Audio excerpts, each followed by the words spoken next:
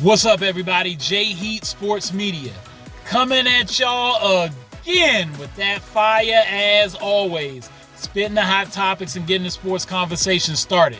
Y'all know what I'm talking about: football, basketball, and boxing. So we on basketball. I want to talk about the Phoenix Suns and Kevin Durant. KD been out for a little while and they are very much missing him. They were number one in the West and have dropped a few games now playing without him. And also Bradley Beal. And this is an interesting development because I was expecting Booker to step up a little more than he has and try to carry the load. But it's evident that this team over time has morphed into them leaning to KD. Now, KD is a type of basketball player that can play with anybody, as we know, and isn't going to get in anybody's way because he does what he does so efficiently, and he's very unselfish because a guy that can score as easily as he can could easily be a lot more selfish out there on the floor.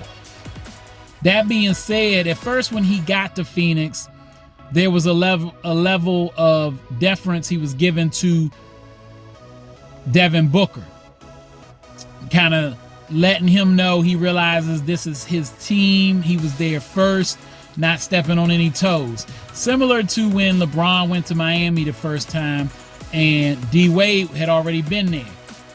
However, like that situation with LeBron and D-Wade, Kevin and Devin Booker, Devin is nice, but KD is the one that gets a slightly easier bucket.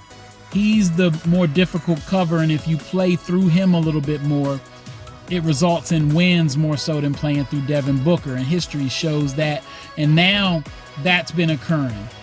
Kevin's been leading, not just on the court, but off the court. They've had him mic'd up a few times so you can actually hear the stuff that he says to his teammates, and you can kind of get a peep into the IQ that he has for the game of basketball. He's not just a guy that just comes out and hoop, but he understands the game. And he brings a level of defense to the team that's needed. Devin does too, but KD, he can guard multiple positions. So he does a lot for them. And Mike Budenholzer being there helped to elevate the team overall. They've rallied around him. Having Tyus Jones as a guy who can help at the point guard was a big pickup. Plumlee was a big pickup. But Kevin Durant obviously was deserving, as they said when he went out with this injury, that he was in the MVP conversation. And if he comes back and picks back up where he left off, he might be in the MVP conversation again because he was playing that type of basketball. So I'm interested to see how it goes when he gets back. I'm not sure he's as hurt as the time he's taken off. I've noticed since Kevin had the Achilles injury, which started with a calf strain, if I remember correctly, and maybe him being rushed out there a little sooner than he should have been. Not saying it was all on the Golden State Warriors. Kevin wanted to play too because the championship was on the line. But since that moment, and having had that injury and having to do all that rehab, now, whenever he has any calf issues, he's very cautious about it, especially if it's not the playoffs.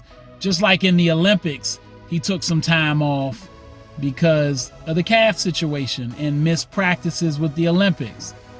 And now, as soon as he had the calf issue, and he had just played a game and played well, didn't look like he had a calf situation, but his calf was tight, a little sore, and immediately 2 weeks.